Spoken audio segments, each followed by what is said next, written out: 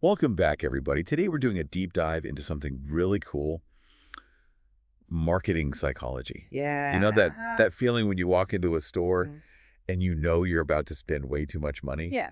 Yeah. but you just It's like they know you. can't help it. Right. We've all been there. Oh, yeah. So we're going to try to figure out why that happens. Unpack that a little bit.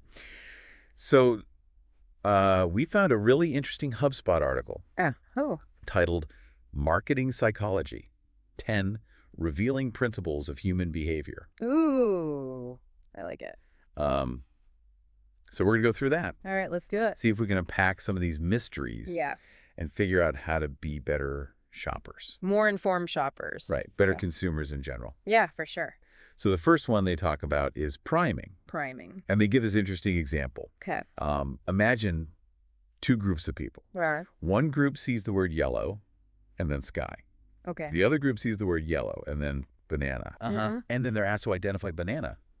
Interesting. The group that saw yellow banana Yeah. identifies it faster. Oh, that makes sense. Right. Yeah. Like, it just makes sense. Because yellow and banana are like, Like, better- why? And they go on to explain that yeah. what's happening there is our brains are creating automatic associations That's so cool. between these concepts. Yeah, yeah. And it's like a shortcut. Yeah. So, like, I'm already thinking about yellow. So banana is, like, right there. Front of mind. It's right there. Yeah. So marketers use this all the time. Oh, yeah. You know those buy now buttons? Oh, gosh. Or those countdown timers you see online? Yeah. They're triggering a sense of urgency. Yeah, yeah. Totally. Like, you got to get it now. You better get it now before it's gone. Before it's gone. Right, yeah. Or before the price goes up. Oh, yeah, totally. So it's not just a fun word game. No. It actually impacts how we make decisions. Ah, But it's also about how they present things to us. okay. Like if you're on a website selling luxury goods Mm-hmm. and it's got, this really sleek design Yeah, and imagery, like, wealth, sure. that might make people focus more on the price, Which is so... even if it's higher. Yeah. Because you're already kind of like, You're thinking high end. oh, yeah, this is high end. Yeah, and this is what high end looks like. This is what I observe. Yeah, So they're kind of setting the stage yeah, for you to spend more yeah. without you even realizing it. Wow. It's kind of crazy. The power of suggestion. Right. Yeah. Okay, so next up is reciprocity. Reciprocity. So this one's all about that feeling of like, I owe you one. Right. If someone does something nice for me, Yeah. I got to do something nice back. It's depth in our human nature. It's totally human nature. If someone gives you a gift, Right. you almost have to give them a gift back. Yeah, it's like a social rule. Yeah. So marketers use this all the time too. How so? Think about free samples, Okay, yeah. free trials. Yeah. Like you sign up for that streaming service For a month for free. for a month for free. Mm-hmm. Just offering valuable content Sure, yeah. for free. Yeah. Like tips and tricks Mhm. to help you do something. Yeah, to like better yourself. Yeah. Oh, yeah.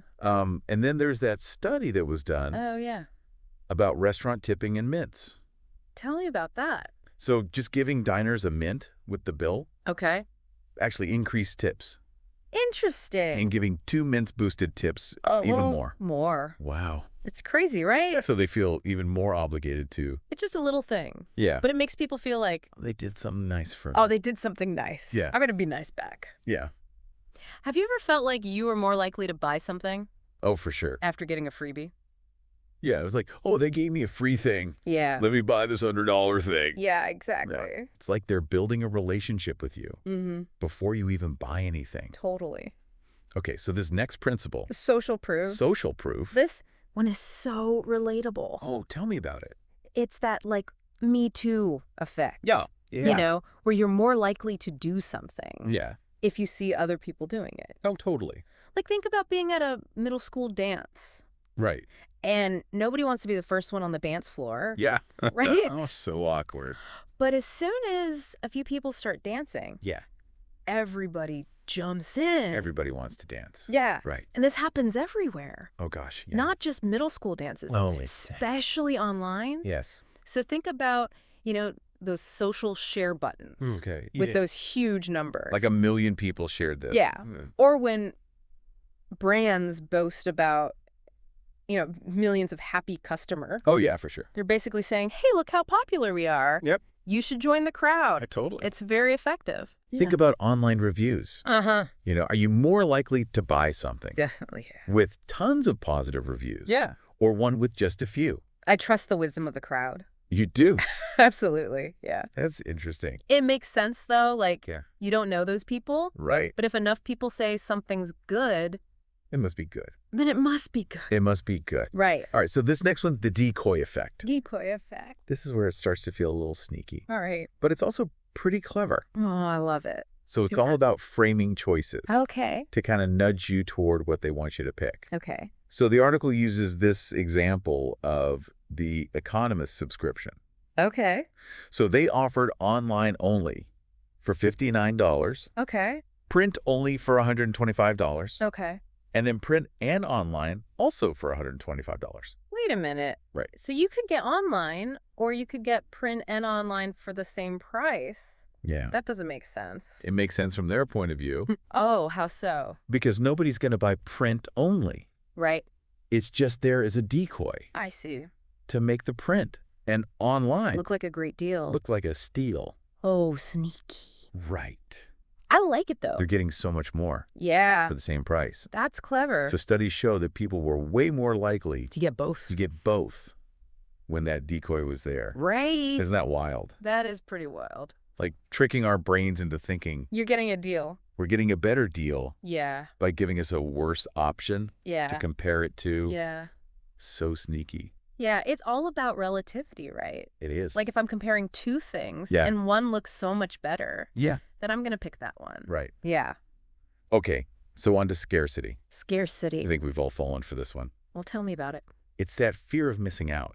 Mm-hmm. You know, the rarer something is, Yeah. the more we want it. It becomes more valuable. It becomes more valuable. Right.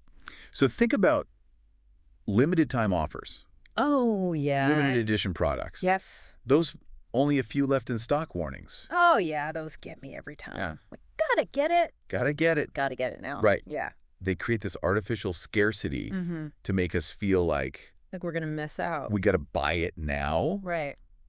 There was a study where people actually rated cookies from a jar Okay. with only 2 cookies left Okay. as tastier What? than the exact same cookies Oh. from a jar with 10, Just because there's only 2 left? just because they thought they were more scarce. Wow, that's so interesting. Isn't that crazy? Our brains are so weird. They are. But yeah, it makes sense. I mean, it makes sense. If something's rare, Yeah, you know it's probably better. right. So, Have you ever bought something oh yeah. just because you were afraid it was going to sell out? All the time. Right. Especially online when it's like only 2 left. Only 2 left. I'm like, ah, gosh, I Gotta get it. gotta get it. Okay, so moving on to anchoring. Anchoring. This one's all about how we perceive value. Okay. So like you see that 50% off sale, Oh, yeah. they're not just slashing the price, Mm-hmm. they're using the original price As an anchor. as an anchor Yeah. to make that sale price Yeah. seem amazing, Big deal. like a steal, Right. even if the original price was inflated Totally. to begin with. Yeah. The classic retail trick. Oh, yeah. But it works. It does. It totally works. I- So our brains just kind of latch on to First number. that first number, Yeah. even if it's meaningless. Makes sense. It's crazy, right? Yeah. It's like they're setting the bar, Yeah, and then everything else is compared to that. exactly. All right, let's talk about the Bader-Meinhof phenomenon. Bader-Meinhof phenomenon. Have you ever had that happen? I feel like I know what you're talking about. Where you like learned about something new, Yeah. and then suddenly you see it everywhere. Oh, yeah, all the time. It's so weird, right? It is. Like, is the universe trying to tell me something? yeah, is this a sign? It's a sign. Yeah. Well, apparently it's not magic. It's just our brains being weird. Okay. How so? So once you become aware of something, Yeah. your brain starts filtering for it. Oh, interesting. So like, you know, when you buy a new car Yeah. and then you see that same car everywhere, Oh, yeah, totally. that's the Bader-Meinhof phenomenon. I see. So marketers can totally use this Oh, how so? to make their brand more visible. Oh. So they'll put it on different channels. Yeah. You see it more often, Oh, that makes sense. and you're more likely to think about it And then buy it, maybe? and buy it. Yeah. Okay, so now let's talk about the verbatim effect. Verbatim effect. This one's all about how Yeah. we remember the gist of something, Oh, okay. but not the details. Mm-hmm. So think about all the stuff we read online. You know, we're bombarded with information. So much information. Yeah. Yes. So our brains have learned to just skim Yep. and scan. Absolutely. So we're really only remembering the main points. Right. So what does that mean for, like, marketers? Well, it means that headlines are super important. Okay. They need to be really clear, Yeah. concise, Mm. and tell you exactly what the article's about. You know whether to click on it. Yeah. Yeah. So it's like that elevator pitch for your content. Right. You've got to get their attention Yeah. and tell them what they're going to get Yeah. if they keep reading. In like 2 seconds. Yeah.